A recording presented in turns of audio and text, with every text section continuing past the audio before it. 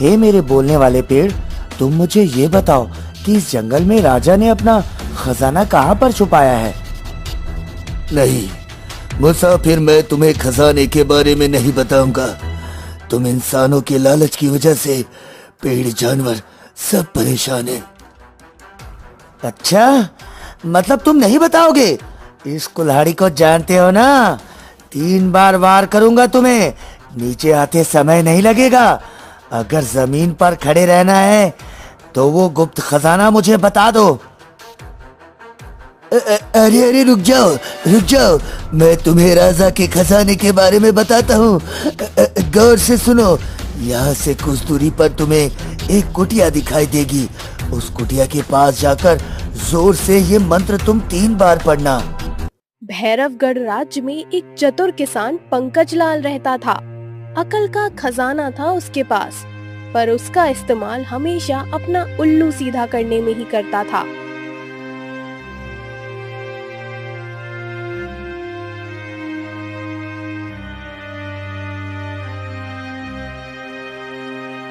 एक दिन वो अपने सबसे जिगरी दोस्त किशन के पास गया।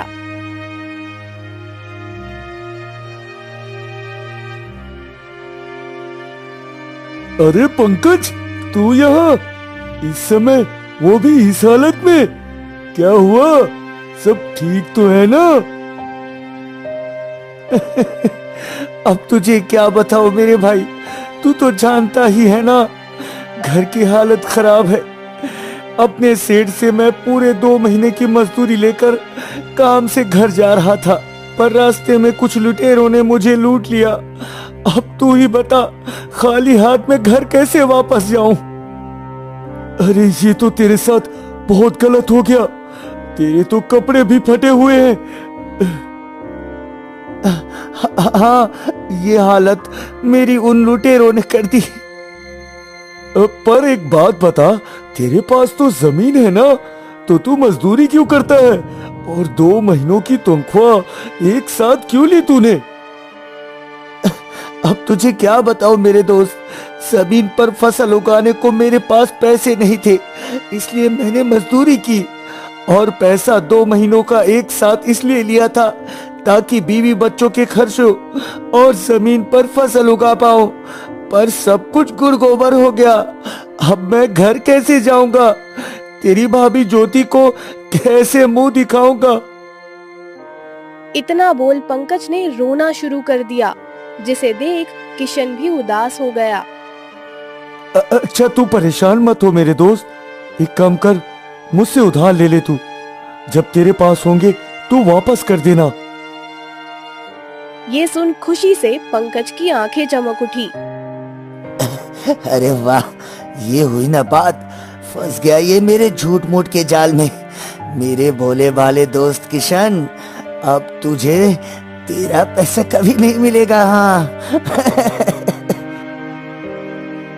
अरे धन्यवाद दोस्त, मैं जल्द ही लौटा दूंगा तुम्हें। ये तेरा एहसान मैं कभी नहीं भूलूंगा। तू बस जल्दी से पैसे दे दे, तेरी भाभी मेरा इंतजार कर रही होगी। हाँ हाँ, बस अभी लाया, रुको जरा।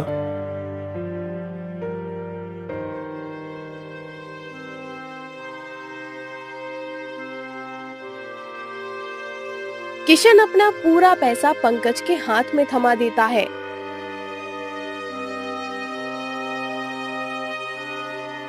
और पंकज खुशी खुशी जैसे ही घर में आया तो उसकी पत्नी चिल्ला उठी, हे भगवान, इतने सारे पैसे कहाँ से आए आपके पास? फिर से किसी को बेवकूफ बनाकर आए हैं ना आप? अरे भाग्यवान, आते ही तू शुरू मत हो जाया कर। पति बाहर से थका हारा आया है और तू खाना पानी पूछने के सिवा मुझसे सवाल कर रही है। बहुत भूख लगी है, चल खाना लगा। थके हारे और आप तो बस रहने ही दीजिए जी। बस मुझे सच सच बताओ, किसको ठग कर आए हो? और आपके कपड़े क्यों फटे हुए हैं? लगता है तू नहीं मानेगी। ठीक है, बताता हूँ सब। अरे वो मेरा मूर्ख दोस्त है ना, 2 आंसू बहाए उसके सामने, एक झूठी कहानी सुनाई, बस पिघल गया बेचारा दिल, और उसने दे दिया मुझे अपना सारा धन। अब खुश? अब तो खाना लगा दे। भगवान का जरा भी खौफ नहीं है ना आपको? किसी का सारा धन लूटकर कोई इतना खुश कैसे हो सकता है? किशन भाई साहब आपके इतने अच्छे दोस्त हैं, आप उनके साथ गद्दारी कैसे कर सकते हो? जाओ और उनका सारा धन वापस करके आओ। देख भाग्यवान, तू मेरा ज्यादा दिमाग खराब करेगी तो भूल जाऊंगा कि तू मेरी पत्नी है। चल जा अब यहाँ से, बाहर कुछ खा लूंगा। इतना बोल पंकज घर से निकल जाता है और ज्योति की आंखों से आंसू बहने लगते हैं। हे भगवान, इनको थोड़ी सद्बुद्धि दो।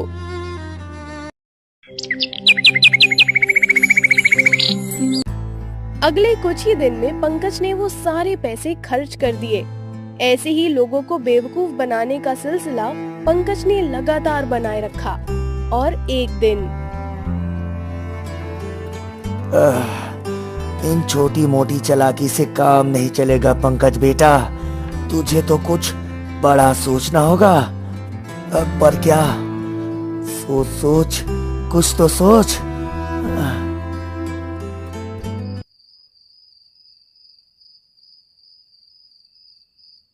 रात भर सोचने के बाद अचानक ही पंकज खुशी से उछल पड़ा। मिल गई तरकीब, अब आएगा मजा। क्या हुआ जी, कोई बुरा सपना देख लिया क्या? अरे भाग्यवान, बुरा नहीं, अच्छा होने वाला है, अपनी जिंदगी बदलने वाली है। तू सो जा, सो जा। हे भगवान, अब पता नहीं इनके दिमाग में क्या खुरापात चल रही है।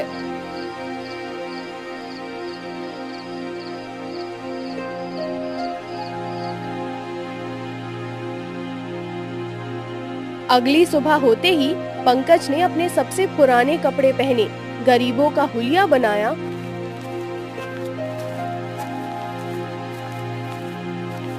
और सीधा राजमहल में राजा के महल में पहुंच गया।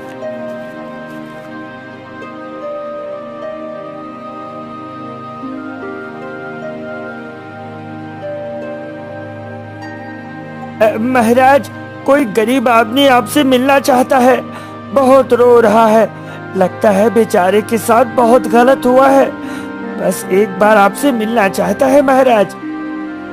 हाँ ठीक है, उसे हमारे सामने पेश करो। जो हुकुम महाराज। पंकज को राजा के सामने पेश किया गया। पंकज तुरंत राजा के पाँव में गिर गया। महाराज, मेरी मदद कीजिए, मैं मुसीबत का मारा हूँ, सहारा दीजिए महाराज, सहारा दीजिए। अरे अरे, घबराओ नहीं, सबसे पहले रोना बंद करो और खड़े होकर हमें बताओ क्या हुआ है। महाराज, मेरा नाम पंकज लाल है, मैं बहुत गरीब आदमी हूँ, मेरा काम छूट गया है, मेरी पत्नी को एक भयंकर बीमारी हो गई है, अगर तुरंत उसका इलाज नहीं करवाया गया तो वो मर जाएगी, मेरे पास धन नहीं है, मेरी मदद कीजिए महाराज, अगर मेरी पत्नी का इलाज नहीं हुआ तो वो मर जाएगी, मेरे बच्चे बर्बाद हो जाएंगे महाराज, बर्बाद हो जाएंगे। अरे अरे अरे, घबराओ नहीं युवक, हम राजा है भैरवगढ़ के और हमारे होते हुए कोई ऐसे बर्बाद नहीं हो सकता। हम देंगे तुमको धन जिससे तुम अपनी पत्नी का इलाज करवा सको। अरे इस राजा को तो बेवकूफ बना दिया, मेरे दो झूठे आंसुओं पे यकीन कर लिया ये बेवकूफ। खैर मुझे क्या, मुझे तो मोटी रकम मिलने वाली है। हाँ। अरे क्या सोच में डूब गए युवक। महाराज, आपका जितना भी धन्यवाद करूं कम है महाराज, आपकी वजह से मेरी पत्नी बच जाएगी, आपका बहुत बहुत आभार महाराज, आपका बहुत बहुत आभार। मंत्री जी, हमारे शाही खजाने से पंकज को एक बड़ी रकम दी जाए। पर महाराज, मेरी एक बार जैसा कहा है वैसा करो, हम अपनी जनता को खुश देखना चाहते हैं बस। हाँ ठीक है, जो हुकुम महाराज।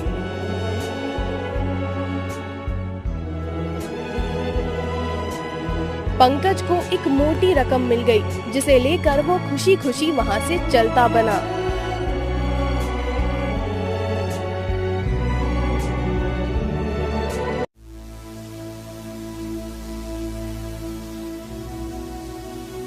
ये आपने क्या किया महाराज? बिना इस इंसान की जांच पड़ताल किए इसे इतना सारा धन दे दिया।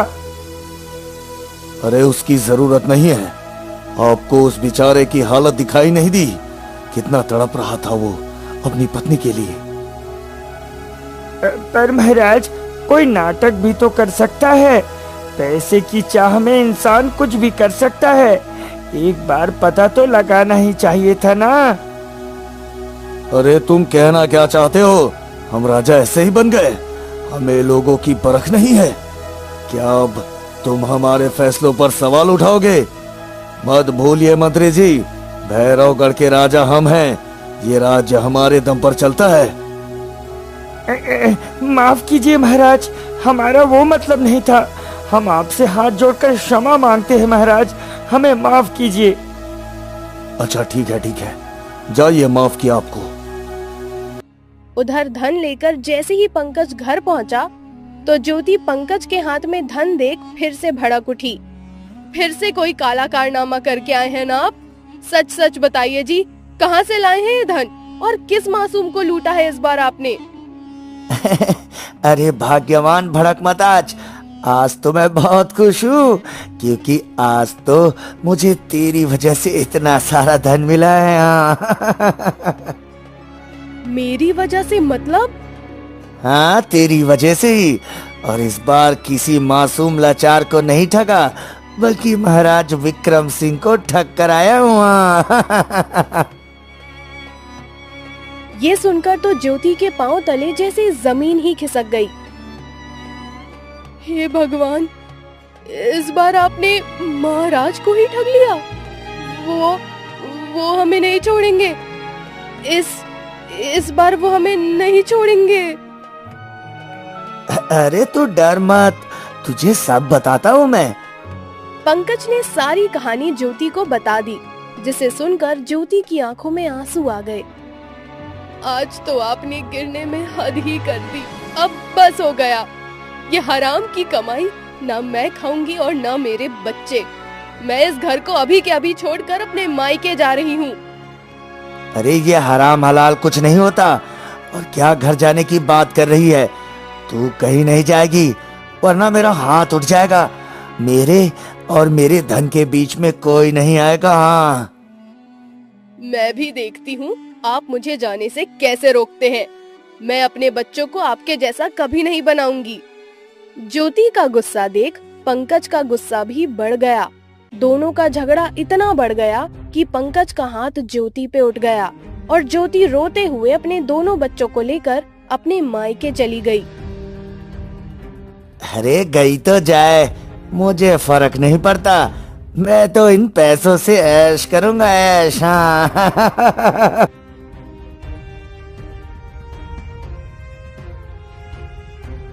कुछ दिन ऐसे ही बीत गए और सारा धन खत्म हो गया। तो पंकज को फिर से तरकीब सूझी। अरे लगता है महाराज विक्रम सिंह को फिर से बेवकूफ बनाने का समय आ गया है। चल बेटा पंकज, बन जा फिर से बेचारा। हाँ। पंकज फिर से राजा के पास पहुंच गया। अरे तुम तो वही युवक हो ना? अब कैसी है तुम्हारी पत्नी? ठीक है ना वो?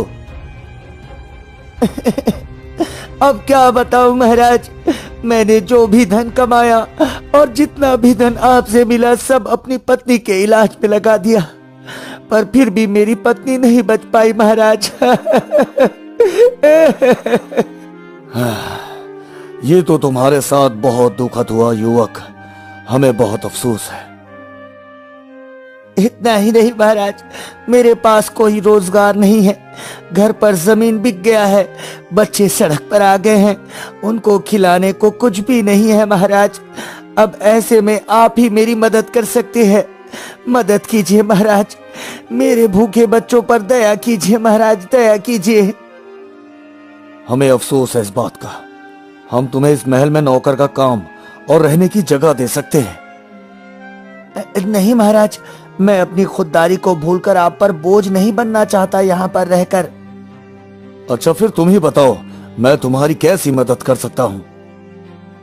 महाराज, अगर आप सच में मेरी मदद करना चाहते हैं तो मुझे कुछ धन दे दीजिए, जिससे कुछ जमीन लेकर उस पे फसल उगा सकूं, साथ में अपने बच्चों को 2 समय का भोजन दे सकूं महाराज। वाह वाह, क्या खुददारी है तुम्हारी। ठीक है मंत्री जी, इस गरीब युवक को इतना धन दो जिससे ये अपना काम शुरू कर सके। नीति पहले ही बेचारे के साथ बहुत गलत कर चुकी है। ये सब सुनते ही मंत्री जैसे कहीं खो सा गया।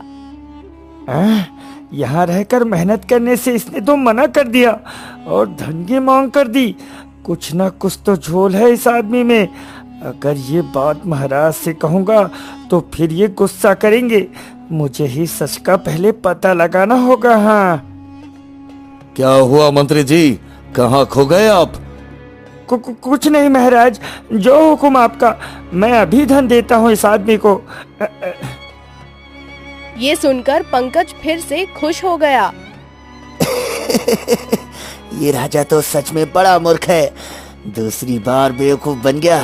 चलो मेरे लिए तो अच्छा ही है, जल्द ही फिर से बेवकूफ बनाने में मजा आएगा। हाँ। पंकज फिर से धन लेकर चला गया।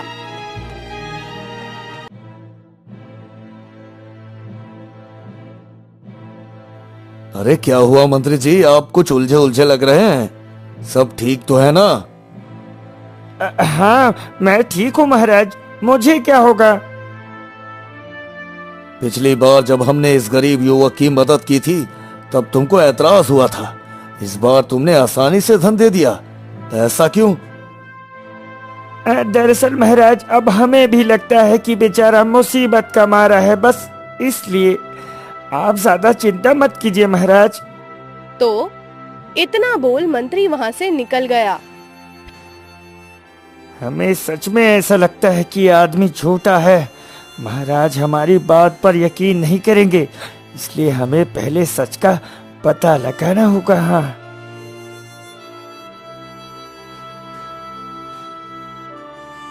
फिर से कुछ दिन ऐसे ही निकल गए। पंकज का धन खत्म हुआ तो उसने फिर से महल का रुख किया।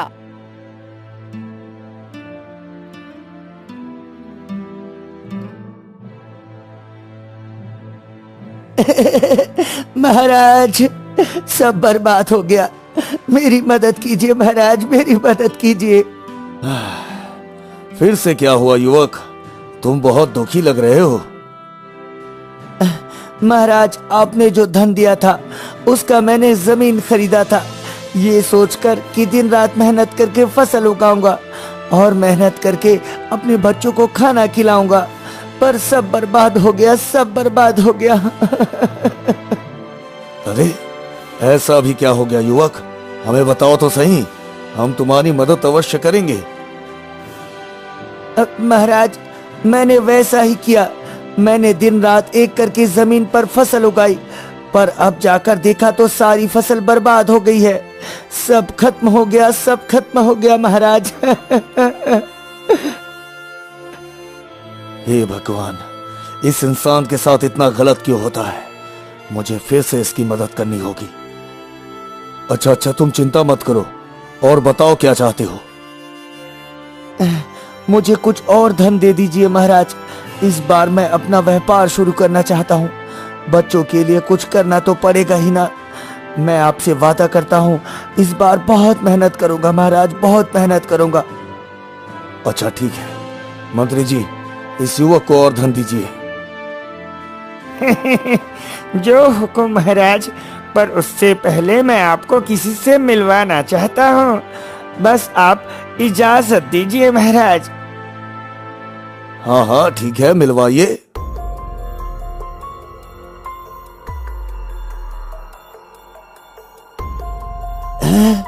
अरे ये तो ज्योति मेरी पत्नी है, ये क्या कर रही है यहाँ? इसके बारे में तो महाराज को मैंने बोला था कि ये मर गई है। अब मुझे महाराज से कोई नहीं बचा सकता। भगवान मैं क्या करूं? मुझे कुछ तो सोचना होगा। हाँ, एक तरकीब है। मंत्री जी, ये कौन है? ये इस गरीब बेचारे पंकज की वही पत्नी है जिसके बारे में उसने बताया था कि वो मर गई है महाराज। क्या? हम कुछ समझे नहीं। मैं सब बताता हूँ महाराज। पहले दिन से ही ये पंकज आपको झूठ बोलकर ठगता आया है। मुझे इस पर शक था, पर आपने मुझ पर यकीन नहीं किया। पर मैंने सच का पता लगाने के लिए इसका पीछा किया तो पता चला कि ये एक नंबर का झूठा इंसान है। इसकी पत्नी मरी नहीं बल्कि घर छोड़कर चली गई थी महाराज। हाँ महाराज, मंत्री जी एकदम सच कह रहे हैं। मेरे पति पंकज सबके साथ ऐसा ही करते हैं। इसलिए मैं एक दिन गुस्से में घर छोड़कर चली गई, क्योंकि मैं इनके गुनाह में इनका और साथ नहीं दे सकती थी। ये सब सुनकर तो पंकज के तोते ही उड़ गए। नहीं नहीं महाराज, मैं झूठ नहीं बोल रहा। ये औरत मेरी पत्नी नहीं है। मैं इसको जानता तक नहीं। ये झूठ बोल रही है महाराज, ये झूठ बोल रही है। मुझे नहीं जानते, पर क्या अपने इन बच्चों को पहचानने से भी इनकार करेंगे आप? धन के लिए और कितना नीचे गिरेंगे आप जी। ये सुनकर पंकज की आंखें शर्म से पहली बार झुक गईं। हम दिल के अच्छे इंसान हैं, लोगों के दर्द को अपना दर्द समझते हैं। तुमने उसी का फायदा उठाया, हमारा विश्वास तोड़ा। अगर सच में कोई मुसीबत में हमसे मदद मांगने आएगा तो शायद हम उस पर भरोसा ना कर पाए। ये तुमने बहुत गलत किया। अब तुम्हें इसकी सजा अवश्य मिलेगी। मंत्री जी, सैनिकों से कहकर पंकज को आजीवन कारावास में डलवा दीजिए। ये सुनकर तो पंकज की आंखों से आंसू बहने लगे। वो राजा के पैरों में गिर गया। मुझे माफ कर दीजिए महाराज, दौलत के मोह में अंधा हो गया था मैं। बस एक मौका दे दीजिए महाराज। सैनिकों, इसे कारावास में डाल दो तुरंत। ज्योति, तुम तो मेरी पत्नी हो ना, तुम तो मुझे बचा लो, मेरी मदद करो। मैं तुमसे वादा करता हूँ दोबारा ऐसा कुछ नहीं करूँगा, कुछ नहीं करूँगा। ये आपके कर्मों का ही फल है जी, जो आपको भुगतना है। काश आपको ये बात समय रहते समझ आ जाती। सैनिकों ने पंकज को कारावास में डाल दिया। राजा ने ज्योति को महल में ही काम और रहने की जगह दे दी थी, और पंकज को भी कारावास में ये बात अच्छे से समझ आ गई थी कि चालाकी या झूठ से घर टूटते हैं, बसते नहीं।